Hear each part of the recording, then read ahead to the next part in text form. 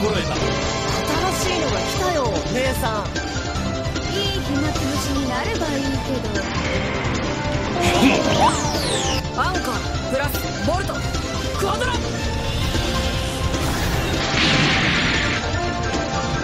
クアドラ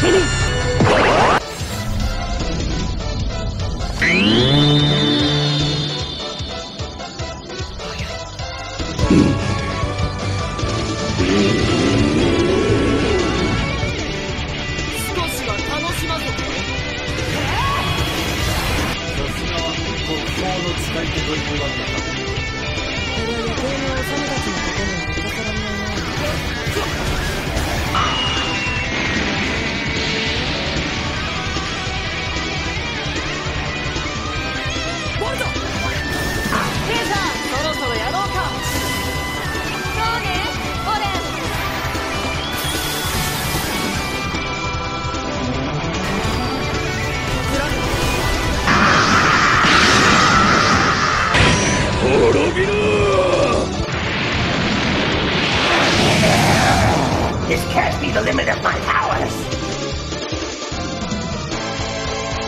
その邪魔はさせないからな。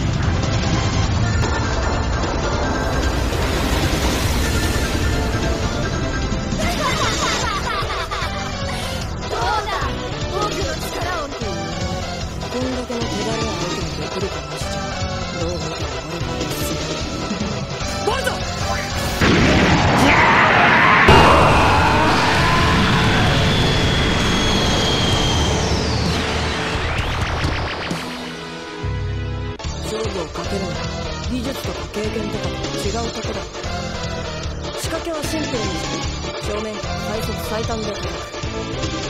読み合いのポイントを絞って相手を一本道に引き込む。